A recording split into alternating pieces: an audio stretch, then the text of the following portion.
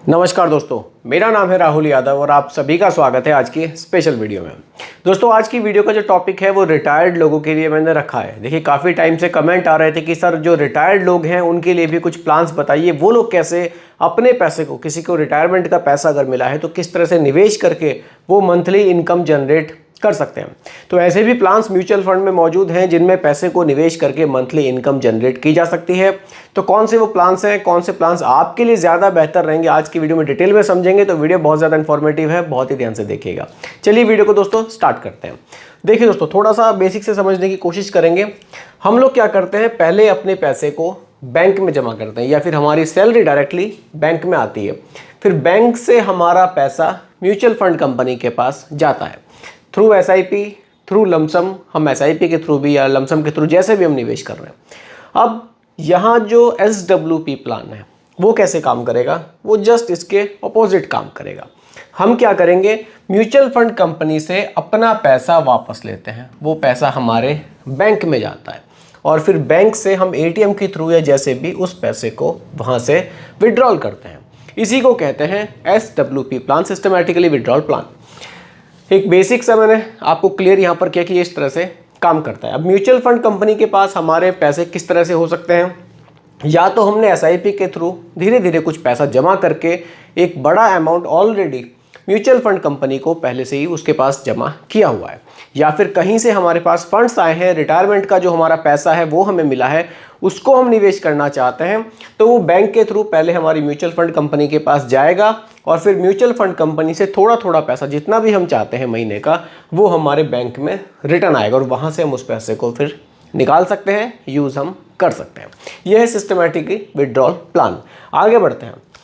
देखिए दोस्तों, अब रिटायरमेंट का जो पैसा है उसको निवेश करने के हमारे पास बेसिक से 3 ऑप्शंस हमें देखने को मिलते हैं। कौन कौन से ऑप्शंस हैं? आप बैंक में उस पैसे को निवेश कर सकते हैं, बैंक से भी आपको मंथली इनकम मिल सकती है। ठीक उसी तरह की स्कीम्स आपको पोस्ट ऑफिस में भी देखने को मिलती है। पोस्ट ऑफिस आजकल बहुत बढ़िया बढ़िया अट्रैक्टिव स्कीम सीनियर सिटीजन्स के लिए लेकर आ रहा है।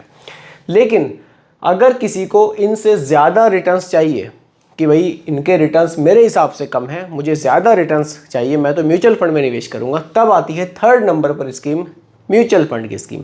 इसको मैंने 3rd नंबर पे इसलिए रखा है क्योंकि थोड़ा सा इन दोनों के मुकाबले ये ज़्यादा रिस्की है। वो तो फिक्स इनकम हमें बनाकर देते हैं क्योंकि वो गवर्नमेंट की स्कीम्स हैं। म्यूचुअल फंड की जो स्कीम है, देखिए बाजार जोखिमों के ये अधीन होती है। लेकिन जो म्यूचुअल फंड को बारीकी से समझते हैं, वो जानते हैं म्यूचुअल फंड को कि कैसा जोखिम है, इसमें कितना जोखिम है, सिर्फ किसी के कहने सुनने पे विश्वास नहीं करते, वो म्यूचुअल फंड के ऑप्शन में ज़रूर पैसे को निवेश करते हैं। तो जो लोग म्यूचुअल फंड में अपने पैसे को निवेश करना चाहते हैं वो लोग इस वीडियो में मेरे साथ अब आगे बढ़ेंगे, और जो लोग केवल बैंक और पोस्ट ऑफिस तक सीमित रह जाना चाहते हैं, सिक्योरिटी अपने पैसे पर चाहते हैं, वो लोग चाहें तो इस वीडियो को यहीं छोड़ सकते हैं, क्योंकि आगे की जो वीडियो है वो थोड़ी सी रिस्की है और जो रिस्क ले सकता है वही वीडियो में आगे बढ़ेगा। चलिए आगे बढ़ते हैं और देखते हैं कि म्यूचुअल फंड की कौन सी स्कीम्स हैं जिनमें पैसे को निवेश करके रिटायरमेंट के बाद के लिए कौन सी स्कीम्स हैं जिसमें पैसे को निवेश करके विड्रॉल यहाँ से लिया जा सकता है। देखिए, अब म्यूचुअल फंड में हमें 3 बेसिक सी स्कीम्स हमें देखने को मिलती हैं। डेट फंड्स में भी हम पैसे को निवेश कर सकते हैं, हम इक्विटी फंड्स में भी पैसे को निवेश कर सकते हैं और हम हाइब्रिड फंड्स में भी पैसे को निवेश कर सकते हैं। डेट फंड ये गवर्नमेंट सिक्योरिटीज़ की तरह है, जैसे बैंक और पोस्ट ऑफिस से हमें रिटर्न्स मिलते हैं, लगभग उतने ही रिटर्न्स यहाँ से मिलेंगे, तो यहाँ पैसा निवेश करके तो कोई फ़ायदा नहीं देखने को मिलता है। उसके बाद इक्विटी फंड्स आते हैं, इसको मैंने पहले ही रेड किया हुआ है, ये बहुत ज़्यादा रिस्की फंड्स होते हैं। देखिए, रिस्क लेने का एक समय होता है। रिटायरमेंट के बाद अगर आप बहुत ज़्यादा रिस्क नहीं लेना चाहते और लेना भी नहीं चाहिए, आपको थोड़ा सा सेफ निवेश करना है, तो फिर आप हाइब्रिड कैटेगरी में जा सकते हैं।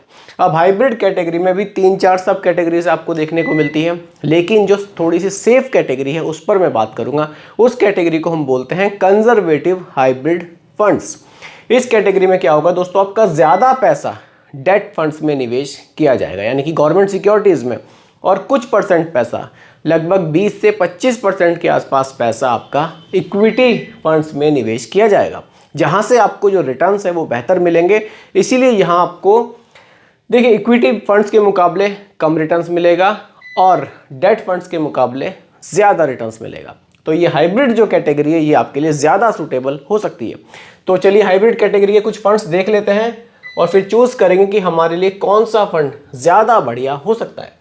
देखिए यहाँ पर पहले से ही मैंने प्लान्स वगैरह निकाल लिए हैं आपके लिए। देखिए यहाँ पर आपको काफ़ी सारी स्कीम्स देखने को मिलेगी, काफ़ी सारे प्लान्स आपको यहाँ देखने को मिल जाएंगे। चलिए आगे बढ़ते हैं। आप वेबसाइट के थ्रू सर्च कर सकते हैं। चलिए इनको कंजर्वेटिव हाइब्रिड फंड्स कहते हैं। देखिए अब यहाँ पर आपको काफ़ी सारे प्लान्स देखने को मिलेंगे। Bank of India conservative hybrid funds, Kotak debt hybrid fund, SBI conservative hybrid fund, Parag Parikh, HDFC, UTI conservative, ICICI Prudential. तो काफ़ी सारे फंड्स हमें यहाँ देखने को मिलते हैं। देखिए आपके सामने इनका फंड साइज भी है। जैसे कि बैंक ऑफ इंडिया है, अभी बहुत छोटा है, केवल 72 करोड़ रुपए का फंड साइज है। वहीं कोटक को देखें तो 2478 करोड़ रुपए का, ये काफ़ी ठीक ठाक है। बाकी आप एसबीआई को देख सकते हैं, 9824 करोड़ का फंड साइज है, ये काफ़ी बढ़िया है। बाकी पराग परिक में 1987 करोड़ रुपए का हमें देखने को मिलता है। तो कुछ इस तरह से आप इनको चेक कर सकते हैं, इनके रिटर्न्स भी आप देख सकते हैं। मैं एसबीआई कंजर्वेटिव हाइब्रिड फंड पर चलता हूँ, ये जस्ट एग्जाम्पल के लिए रख रहा हूँ, बाकी आप इनमें से कोई भी प्लान अपने लिए चूज कर सकते हैं। देखिए एसबीआई कंजर्वेटिव हाइब्रिड फंड, चलिए देखिए यहाँ अगर आप एक्सपेंस रेशियो देखें 0.61% का है, 9824 करोड़ रुपए का फंड साइज हमें देखने को मिलता है। बाकी डायरेक्टली अगर मैं बात यहाँ पर करूँ कि पैसा किस तरह से निवेश है, देखिए इक्विटी में 24.5% का निवेश है, यानी कि स्टॉक मार्केट में जो पैसा है वो 24.5% निवेश किया जाएगा। बाकी डेट में 74% पैसा हमारा रखा गया है, यानी कि ज़्यादा पैसा आपका गवर्नमेंट सिक्योरिटीज़ में ही है, 74% पैसा गवर्नमेंट सिक्योरिटीज़ में। तो बहुत ज़्यादा यहाँ घबराने वाली ज़रूरत नहीं है, इसीलिए ये फंड स्पेशली रिटायरमेंट पर्सन्स के लिए मैं लेकर आया हूँ। अगर मैं यहाँ रिटर्न्स की बात करूँ, बाकी होल्डिंग्स भी आप देख सकते हैं। इक्विटी में जो होल्डिंग्स है आईसीआईसीआई बैंक में, स्टेट बैंक में, HDFC asset management company limited में, आवास फाइनेंशियरीज लिमिटेड में, तो काफ़ी बढ़िया जगह पैसा निवेश किया गया है। रिटर्न्स की अगर मैं बात करूँ, लास्ट के 5 ईयर्स में 11.6% के रिटर्न्स इस फंड ने जनरेट किए हैं। रिटर्न्स आपको कम लग रहे होंगे, लेकिन फंड भी थोड़ा सा सेफ है। 11.6% के रिटर्न्स हैं। अगर मैं 11% के रिटर्न्स भी मानकर चलता हूं और आप लगभग 30 लाख रुपए इस फंड में निवेश करते हैं कि भाई 30 लाख रुपए मेरे पास रिटायरमेंट का फंड कहीं से आया है, या मतलब कहीं से भी फंड आया, रिटायरमेंट का पैसा मेरे पास आया है, इससे मुझे मंथली इनकम जनरेट अपनी करनी है। तो किस तरह से करनी है, देखिए 30 लाख रुपए का निवेश है, विड्रॉल पर मंथ यहाँ हम रख लेते हैं 25,000 रुपए का। बाकी अगर आपके पास पैसा ये ज़्यादा होगा तो आप इसको बढ़ा भी सकते हैं। यहाँ मैं जस्ट एग्जाम्पल के लिए सब चीज़ें रख रहा हूँ। 25,000 रुपए का विड्रॉल अगर हम रखते हैं, 11% के रिटर्न्स मैंने रखे हैं, जो 11.6% के रिटर्न्स इस फंड ने जनरेट किए थे, मैंने 11 रखे हैं। और आप इसको अगले 15 साल तक कंटिन्यू करते हैं, यानी कि आप अगले 60 साल के बाद आप अगले 15 साल तक यहाँ से 25,000 रुपये महीना पेंशन लेते हैं। देखिए थोड़ा सा मैं जूम करके आपको दिखाना चाहूँगा।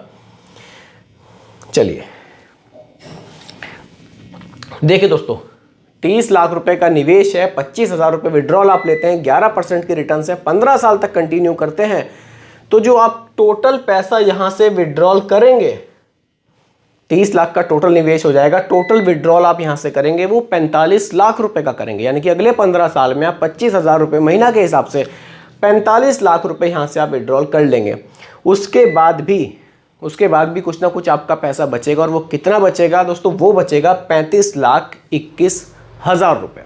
यानी कि आपने 30 लाख रुपए निवेश करके 45 लाख का विड्रॉल भी ले लिया, और फाइनल जो बैलेंस है वो आपको 35,21,000 रुपए का देखने को मिल जाता है। तो दोस्तों यही SWP प्लान की एक अच्छी बात है कि यहाँ विड्रॉल भी आप करते हैं और आपका पैसा बढ़ता भी है। चीज़ एक ध्यान में रखनी है कि बहुत ज़्यादा विड्रॉल नहीं रखना है। 30 लाख रुपए के निवेश पे 25,000 का विड्रॉल आपने रखा, सफिशेंट है। लेकिन अगर आप इस विड्रॉल को बढ़ाएंगे, इसको आप 30,000 35,000 रखेंगे, तो फिर आपका पैसा ग्रो नहीं होगा। पैसा भी ग्रो कराना है तो थोड़ा सा लिमिटेड हमें विड्रॉल यहाँ से लेना है। एक अगर मैं आपको थोड़ा सा एग्जाम्पल से बताऊं कि कितना विड्रॉल आप ले सकते हैं, मेरे हिसाब से 9% का विड्रॉल अगर आप लेते हैं तो सफिशेंट है। अभी आपको यहाँ पे 11% के रिटर्न्स मिल रहे हैं, 9% का विड्रॉल लेते हैं, 2% से आपका पैसा भी बढ़ता चला जाता है। तो दोस्तों ये स्पेशली प्लान था रिटायरमेंट लोगों के लिए। अगर रिटायरमेंट लोग भी म्यूचुअल फंड में ही निवेश करना चाहते हैं, रिस्क लेने के लिए तैयार हैं, तो वो कंजर्वेटिव हाइब्रिड फंड्स उनके लिए ज़्यादा बेहतर ऑप्शन हो सकता है, क्योंकि अब बहुत ज़्यादा रिस्क नहीं है। बाकी प्योर इक्विटी फंड्स में से वो निवेश करने से बचें तो ज़्यादा बेहतर रहेगा, क्योंकि देखिए एक उम्र में आके कहीं ना कहीं रिस्क लेने की क्षमता हमारी घटती ज़रूर है, हम माने या ना माने। थोड़ा सा सेफर अगर आप चलेंगे तो ज़्यादा सही रहेगा। और यहाँ रिटर्न्स कम भी नहीं है, 30 लाख रुपए निवेश करके 25,000 रुपये महीना विड्रॉल आपको यहाँ से इजीली मिल ही रहा है और आपका पैसा भी बढ़ रहा है। तो काफ़ी बढ़िया प्लान है। रिटायरमेंट के बाद इस प्लान को अप्लाई किया जा सकता है। उम्मीद करता हूँ कि टॉपिक आपको पूरी तरह से क्लियर हुआ होगा। फिर भी कोई कंफ्यूजन हो आप मुझे दोबारा कमेंट कीजिएगा, रिप्लाई मैं आपको ज़रूर करूँगा। बाकी दोस्तों रिकमेंडेशन नहीं है, केवल एजुकेशनल पर्पस वीडियो आप लोगों के लिए बनाया गया है। वीडियो कैसी लगी कमेंट में ज़रूर बताइएगा, पसंद आई हो तो लाइक शेयर भी कीजिएगा। और मेरे चैनल पर अगर आप नए हैं इसको भी सब्सक्राइब आप ज़रूर कीजिएगा। नमस्कार।